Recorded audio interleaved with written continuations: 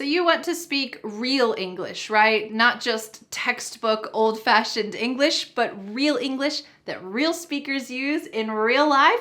Of course you do. Well, welcome to today's lesson where you are going to learn 10 plus 1 bonus real phrases that real speakers use in real life. And you can too. If you're new here, hi, I'm Vanessa from speakenglishwithvanessa.com, and for over the past 10 years, I've been teaching real life English here on my YouTube channel, and now there are over 7 million of you learning English with me. Thank you so much. And like always, I have created a free PDF worksheet for you with all of today's important daily life phrases, definitions, sample sentences, plus you can download within that PDF worksheet a bonus speaking practice. This is my bonus gift to you. It will help you to speak out loud. You will repeat after my voice and actually use what you've learned today. It's good to listen to my voice talking throughout today's lesson, but it's more important for you to use it yourself. So make sure you download the PDF worksheet and get that bonus speaking practice so that you never forget what you've learned and you can really use it in the real world. So how can you get the PDF and bonus speaking practice? All you have to do is click on the link in the description, enter your name and email address, and voila, just like that, I will send you this free worksheet and bonus speaking practice. Plus, something cool is that you never have to sign up for my free worksheets ever again. You sign up once and I will continue to send them to you every single Friday. It's my gift to you. So click on the link in the description and download this worksheet right now. You can do it. All 10 plus 1 bonus phrase that you're gonna learn today were from the lesson where I was making the bed and talking about that process with you using natural English. So these are phrases that I really use in real life, and you're welcome to check out that original lesson. The first phrase to help you boost your English fluency is a labor of love. Let's take a look at the original conversation and then we'll talk about it together. This is what we call a labor of love. This is absolutely a labor of love, and this quilt is not the fuzziest or the warmest thing that we have, but it is so special. In this clip, you saw me talking about the quilt that my husband's great-grandmother made. That quilt is a labor of love. What does the word labor mean? It just means work. We often, though, use this to talk about a work that's really difficult. It takes a long time. And then when we add of love, a labor of love, what do you think that means? It means that it is done because I love you. So my husband's great-grandmother made that quilt out of love. She made so many quilts actually throughout her lifetime. They weren't just for warmth. It was to give as presents, to pass down to grandchildren and great-grandchildren. She did this as a labor of love. You might even say, I make these English lessons for you because it is a labor of love. These English lessons are a labor of love. I put in so much effort and work over the past 10 years to make these lessons for you, but why do I do it? Because I love you. All right, let's watch the original conversation to see how this was used. This is what we call a labor of love. This is absolutely a labor of love, and this quilt is not the fuzziest or the warmest thing that we have, but it is so special. The second important English phrase to boost your fluency is to dread something or to dread it. Let's take a look at how this was used in the original conversation. I feel good right now. Have you ever had that happen where you have a chore or a phone call you have to make and you're just dreading it? And then you do it, and it wasn't actually that bad in the first place. In the conversation, I said, you're just dreading it. What does this word to dread mean? This means you are absolutely not looking forward to something. It is the opposite of looking forward to something. You are anxious about it. You are trying to avoid it, but you know that it's coming. So you're gonna have to do it eventually. And for me, that's changing the sheets. I hate changing the sheets. And it's something that I dread. I especially dread changing the sheets in my kids' room because it's quite difficult on their bunk bed. Now they're old enough to be able to help with this chore, but it's something that I dread. And do you know the strange thing about things that we dread? You might say something like this: I was dreading it, but then when I finished, I felt a lot better. Sometimes the thing that we're dreading is just weighing us down. And when you do it, maybe it's having a difficult conversation with a coworker or calling the utility company. When you're finished, it feels like a burden has been lifted. So maybe that thing that you're dreading, you need to do for your sake to help you feel better. All right, let's see how it was originally used in the original conversation. I feel good right now. Have you ever had that happen where you have a chore or a phone call you have to make and you're just dreading it? And then you do it and it wasn't actually that bad in the first place? The third phrase to boost your English fluency is thrifty. This is also a good one to practice your TH pronunciation, THR pronunciation, in fact, thrifty. Let's see how this was used in the original conversation, and then we'll break it down and focus on some pronunciation as well. Let's watch. I try to be thrifty as well, but I don't think I could ever make a quilt unless I really needed to, unless it was a necessity. In this clip, you saw that I try to repair some of the things in our house that get broken or ripped, like our sheets. When they get a tear, I try to sew them or fix them. I try to be thrifty. Notice that when I pronounce this, my tongue is between my teeth and there's a stream of air coming out. Now, going into the R sound after this can be quite tricky, but you can do it. Let's practice saying this word. Thrifty, thrifty, thrifty. Are you a thrifty person? Are you someone who tries to save money or repair items? It's generally considered a positive quality to be thrifty. Maybe you plan your meals in advance so that you can be thrifty. You don't spend a lot of money going out to eat because you've already planned your meals. Not a bad thing, right? Let's see how this was used in the original conversation, and you can see how I have tried to be thrifty. I try to be thrifty as well, but I don't think I could ever make a quilt unless I really needed to, unless it was a necessity. The fourth phrase for boosting your English fluency is a really specific one, but I think it's important, especially in our day and age. It is lumbar support. What does this phrase lumbar mean? Well, this is talking about your lower back. Because we lead very modern lives, often very sedentary lives where we are sitting, we're not moving as much as our ancestors used to, we often need lower back support or lumbar support. So you will hear this word used a lot, especially if you have any kind of problems with your lower back, like I do, due to 3 very difficult pregnancies. So you will be able to use that word lumbar support after we talk about it. Let's see how it was used in the original conversation, and then we'll break it down. I like to have one pillow under my head, and sometimes I hug a pillow. Sometimes I have that pillow for back support. We call that lumbar support sometimes when I'm sleeping.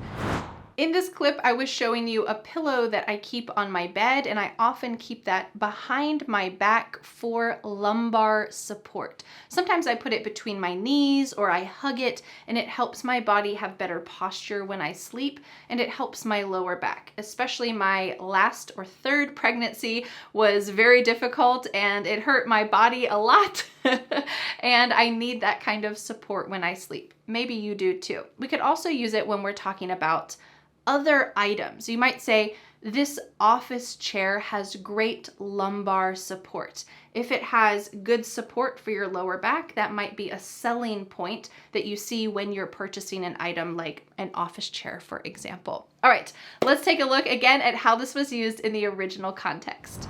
I like to have one pillow under my head, and sometimes I hug a pillow. Sometimes I have that pillow for back support. We call that lumbar support sometimes when I'm sleeping. Our fifth phrase for boosting your English fluency is to throw on something. Let's take a look at how it was used and then we'll break it down. And this quilt, I'm going to just throw on. Now this quilt is not a special homemade quilt.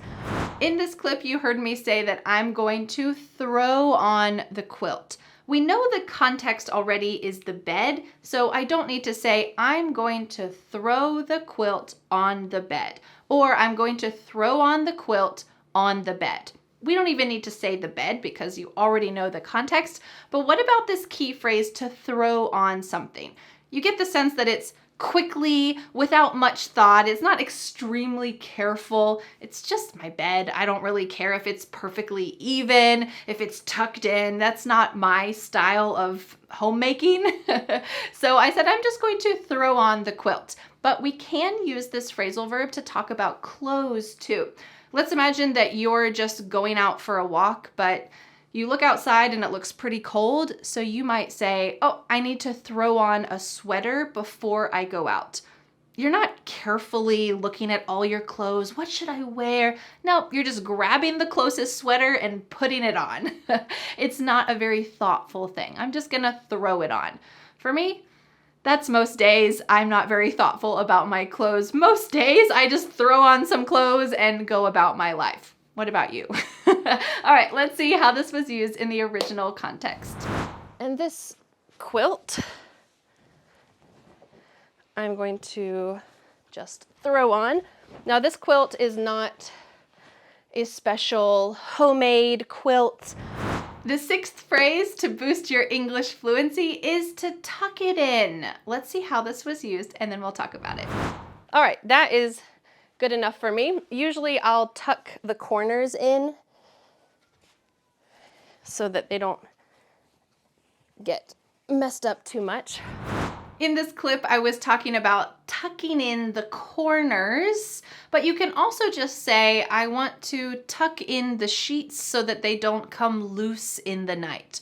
What are we talking about tucking in? We're pushing something, usually gently, in between a surface. Here we're pushing the sheets or this fabric in. You can also tuck in your shirt.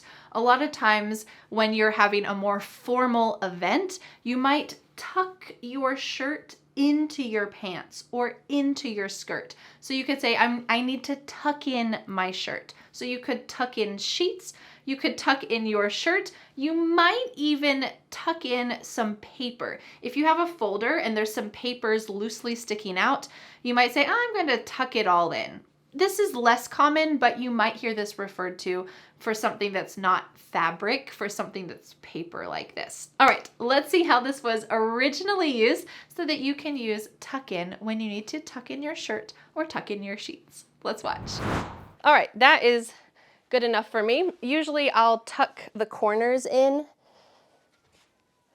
so that they don't get messed up too much. The seventh important expression to boost your English fluency is a great phrasal verb, to figure out something. To figure out something. Can you figure out how to use this phrase? Let's watch the original context and then we'll talk about it. There's an inside and an outside. And I have to figure out which side is the long side and which side is the short side. I think that's a problem everybody has when they make the bed with this type of with these types of sheets. In this clip, you heard me say that I need to figure out which side is the long side. I need to know which way I should angle the sheets when I put them on the bed. And here we're talking about simply solving a problem. I need to figure out this problem. You can use it for any kind of problem. You might say, oh, I need to figure out how to improve my English. I've been studying English for way too long and I'm just not improving. Well, you can subscribe to my YouTube channel and I hope I will help you to figure out how to improve your English.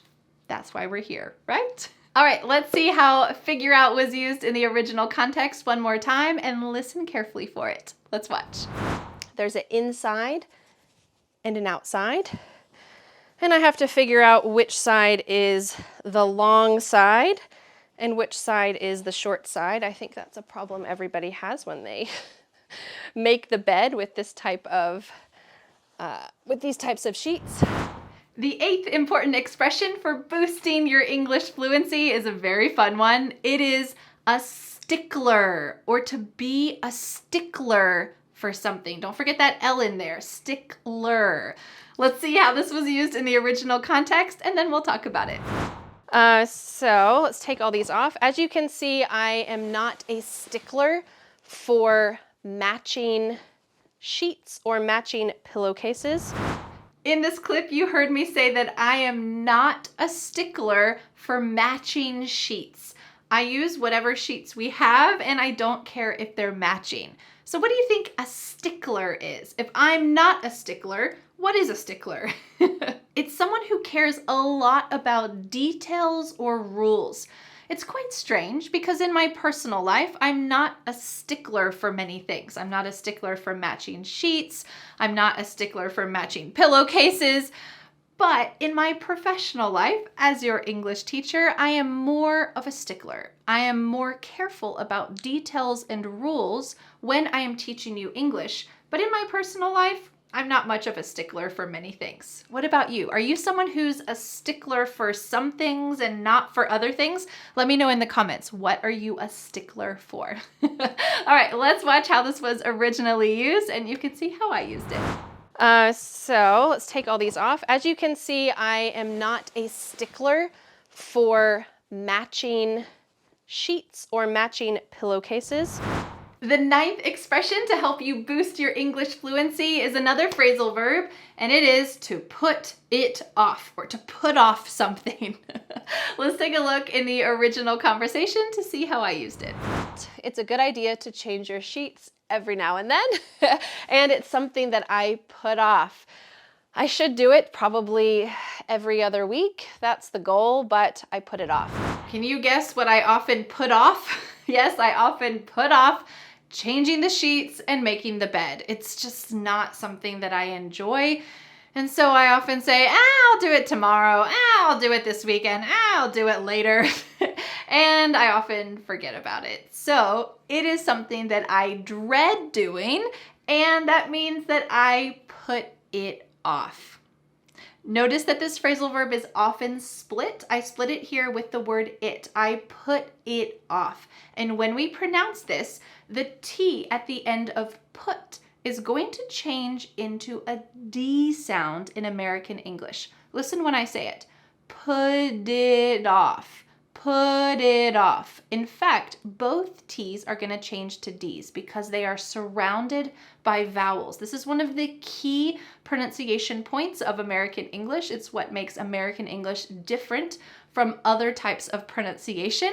So you can use this in the American way, and you can say, I put it off. Put it off. I put it off. Long enough, and now I'm not going to put it off anymore. All right, let's see how this was originally used, and listen for that pronunciation. You can do it. It's a good idea to change your sheets every now and then, and it's something that I put off. I should do it probably every other week. That's the goal, but I put it off. The 10th, but not final, expression to help boost your English fluency is every now and then. Every now and then. This just means sometimes. Let's see how it was originally used. They're not really that dirty, but you know what? It's a good idea to change your sheets every now and then. In this clip, I said, it's a good idea to change your sheets every now and then. I don't know if there's an exact science to when you should really change your sheets, but my general rule is just every now and then. What about you? How often do you change your sheets? Do you just change them every now and then? You can also use this phrase in other contexts as well. So you might say something like this, like for my family, we go out to eat ice cream every now and then. It is not a common thing. It's just sometimes, occasionally, when there's a special event, we might go out and get ice cream. We eat ice cream every now and then. All right, let's see how this was originally used. They're not really that dirty, but you know what? It's a good idea to change your sheets every now and then. Our bonus or 11th expression to help boost your English fluency is simply the word even. Even. Listen to how I used it in the original context, and then we'll talk about how you can use it. Let's watch. Make sure that it's relatively even. We don't want to let Dan have all the sheets, right? I gotta have some sheets too on my side. In this clip, I was trying to make sure that the sheets are even, that there's an equal amount on one side and the other. This is even. So we could say that they are balanced or level. We wouldn't say that the sheets are level. We would say that the sheets are even, but it's this concept that they are balanced with each other. So how can we use even in other contexts? You might use this at a birthday party when you have a cake and you need to cut a piece for everyone. You might give this advice: please try to make sure that you cut the cake evenly, or that you cut the cake in even slices. Here we're using the word even to talk about fair or balanced. Everything is pretty much the same. It's not going to be perfect, but it's pretty even, right? All right, let's go ahead and watch that clip one more time and see how I used the word even, and you can too. Make sure that it's relatively even. We don't want to let Dan have all the sheets, right? I gotta have some sheets too on my side. Well, great work learning these 10 plus 1 bonus important English phrases to help boost your English fluency. Don't forget to download the free PDF worksheet, which includes all of these phrases plus the bonus speaking practice. You have just listened to me talk about all of these phrases. You've watched clips to see how I really used them in real life, and now it's time to take it to the next level. I want you to use your own voice and repeat after my voice in the speaking practice. This will really help to solidify these phrases in your mind so that when you go out into the real world and you use English, you'll be able to actually remember what you've learned. That's the goal, right? So how can you get this worksheet? Just click on the link in the description, enter your name and email address, and voila, just like that, the free PDF worksheet and the bonus speaking practice will land in your email inbox. This is my gift to you. So thank you so much for learning English with me, and I'll see you again next Friday for a new lesson here on my YouTube channel. Bye. But wait, do you want more? I recommend watching this video next, which is the original video where I changed the sheets on my bed and talk to you about that process. You can even see the patch that I sewed on my sheets and why I even did that in the first place. I'll see you there.